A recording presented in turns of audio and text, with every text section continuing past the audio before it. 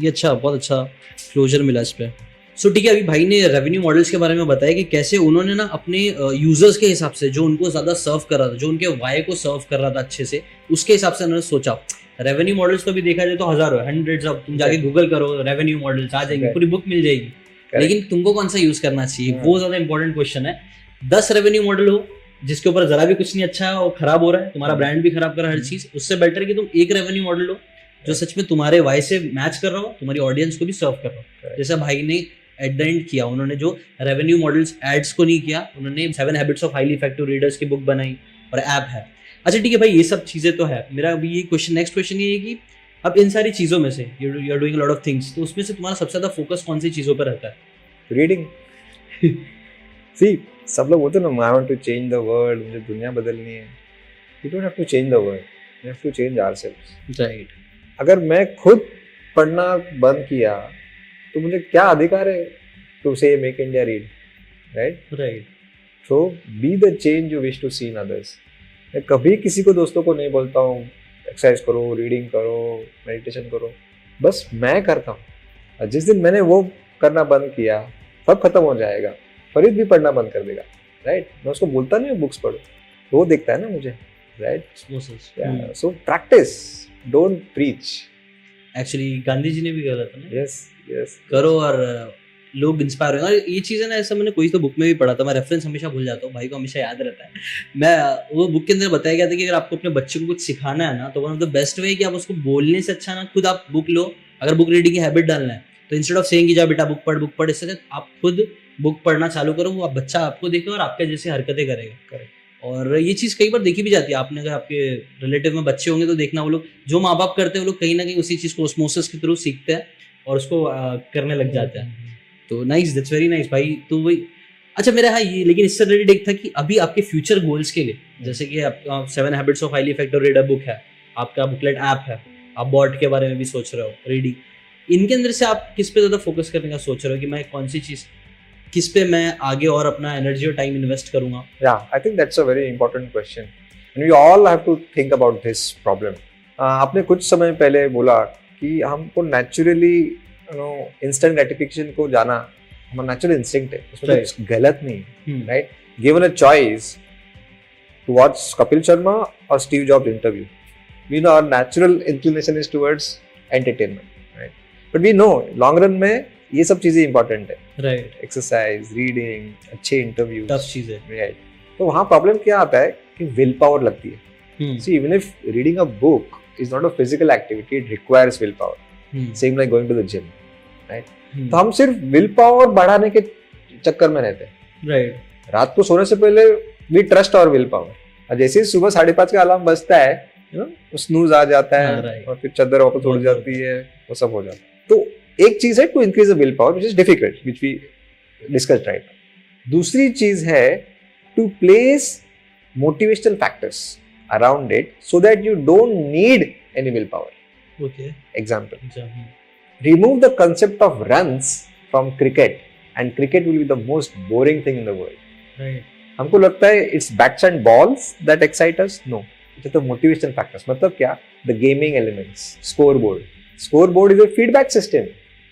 यारे मैंने ऐसे मारा तो 6 रन आता है, मतलब मैंने अच्छा किया, पर वो यहाँ से बॉल गुजर गई, 0 आ गया, मतलब मैंने बुरा किया, right? there is no such feedback in the gym कि मैं आज जीता क्या जिम में या हारा, ऐसा कुछ कंसेप्ट है? बुक पढ़ के मैं जीता क्या, कोई फीडबैक है? You get my point? So these gaming elements, scoreboard, comparison, win loss state, अगर ये सब चीजें हम इन बोरिंग चीजों में लाए, वरना हर चीज बोरिंग है। Exactly. फुटबॉल में से गोल्स का कंसेप्ट निकाल दो, इट इज लाइक डायरेक्शनलेस, कुछ मजा ही नहीं आएगा, ऐसे घूम रहे। हाँ, तो मैं ये सब चीजें ला रहा हूँ, okay, how to gamify these things so that no, उस चक्कर में हम अटक जाएंगे, जैसे वीडियो गेम में अटक जाते हैं, and then the most boring thing like farming becomes a hit farm village। ये हुक टू बुक में इसके बारे में बताया गया ना, कि गेमिफाई कर दो ऐसी चीजों को जो चीज टफ हो रही है। अच्छा, ये एक और क्वेश्चन का आंसर भी आई थिंक थोड़ा बहुत कर रहा है कि कई बार हम लोग बुक में पढ़ तो लेते हैं कि हमें ये करना चाहिए, ये करना चाहिए, और ये ना सच बोले तो बहुत सारे रीडर्स का क्वेश्चन रहता है कि यार हमने ये सारी चीजें पढ़ी तो है, बट उस सारी चीजों को अप्लाई कैसे करें, रियल लाइफ में अप्लाई नहीं हो पाती। तो उसके आंसर के लिए See, यहाँ पे somewhere we assume that first learn and then implement. They are two different phases. ऐसा नहीं है. Learning and doing are not two different phases. It is one and the same thing. वो at a time होना चाहिए. Okay. It's like एक लड़की बोल रही है I'm learning piano, then I'll play piano. Okay. ऐसा होता है क्या? तो ये concept कहाँ से आई है? Schooling system से. Okay. That you are expected to sit in the four walls of classroom, learn, listen to the teacher, and then apply when you get a job in Silicon Valley. Right. ऐसा नहीं है. Okay? I wish trigonometry के period के time मेरी teacher मुझे उठा के classroom से निकाल के बाजू वाले फ्लाईओवर ब्रिज का जो काम चालू था वहां बिठाती, बोलती कि भैया देखो ये साइन कॉस थीटा ना यहाँ के प्रिंसिपल यहाँ यूज नहीं हुए तो ब्रिज गिर जाएगा. Right. I would have love to learn trigonometry more. मैं सोता नहीं फिर क्लासरूम में एक्चुअली. तो यहाँ पे ऐसा नहीं कि बुक खत्म होने के बाद अभी मैं करना शुरू करूंगा. Even one paragraph, one line अगर तुमको लगे कि अरे हाँ ये मुझे चेंज कर रहा है, मेरा ओपिनियन अलग था. और फिर बहुत बार क्या होता है, वो जो ऑथर एग्जांपल देते हैं ना, वो हम उसी से सीमित रखते हैं. क्या चाहिए बिजनेस का एग्जांपल में तो बिजनेस में यूज होगा, not necessary. For example Tim Ferriss का एक बुक है द 4 Hour वर्क वीक. उसमें उसने बोला है Parkinson's law, we fill up the time available to complete the work. Right. हम ऐसा काम करते हैं कि अगर 10 से 5 मुझे टाइम अवेलेबल है तो मैं इस स्पीड से काम करूंगा कि 5 बज जाएगी. राइट. क्योंकि मुझे पता है 5 बजे तक ही मुझे करना है. राइट. सो अभी ये बिजनेस कंटेक्स्ट से किया होगा, कुछ प्रोडक्टिविटी के कंसेप्ट से किया होगा. मैंने उसको जिम में कैसे यूज किया, I realise I go to the gym to fill up those 2 hours और हार्डली आई स्वेट. और बॉडी तो कुछ बन भी नहीं रही है ना. वो गाने चेंज करो है ना, कोई अच्छे इंसान आ गया तो उसको चिपक जाओ. राइट. हाँ. फिर जो व्हाट्सएप चेक करो, फिर डंबल्स याद आते हैं बीच में. लेकिन नहीं, I am just trying to fill up the time available to complete my work. Right. तो मैंने एक टबाटा करके एक ऐप डाउनलोड किया जिसमें टाइमर रहता है. ओके. तो 45 सेकंड्स एक्सरसाइज, 23 सेकंड रेस्ट. 45 होने के बाद वो बीप बजाता है. 25 रेस्ट होने के बाद बीप बजाता है. कौन सा ऐप? कोई भी टाइमर, जिम टाइमर ऐप रहता है, उसको टबाटा बोलता है. नो, 2 घंटे का वर्कआउट मेरा 20 मिनट में होने लगा. ओके. फिर कहाँ का मैंने आइडिया कहाँ यूज किया. राइट. I implemented it.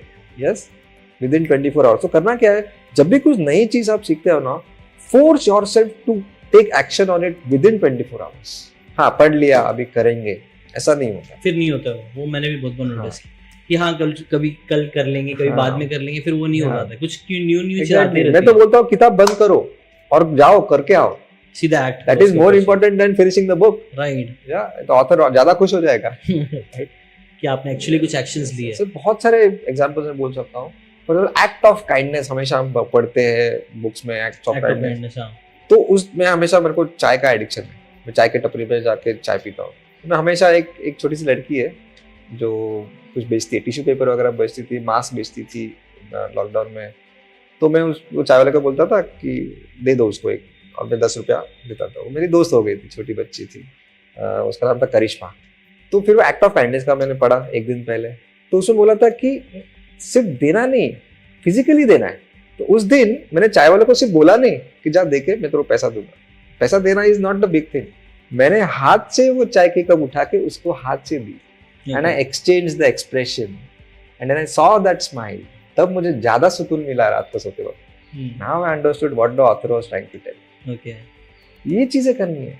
अभी ये बोलोगे कि ये एक्शन थोड़ी, ये चेंज इन माइंडसेट है. 2 तरीके के ये आइडियाज होते हैं बुक्स में. एक होता है clearly actionable ideas, step by step, ये करो ये करो ये करो. राइट. दूसरा होता है mindset shifting ideas. Your approach changes towards looking at people, the world, things. जैसे ये वाला 7 हैबिट्स में इसकी बात किया गया है कि कई बार कैरेक्टर होता है और पर्सनालिटी. लोग पर्सनालिटी पे ज्यादा फोकस करते हैं, कैरेक्टर पे फोकस नहीं करते, बल्कि कैरेक्टर बनाने पे फोकस करना चाहिए.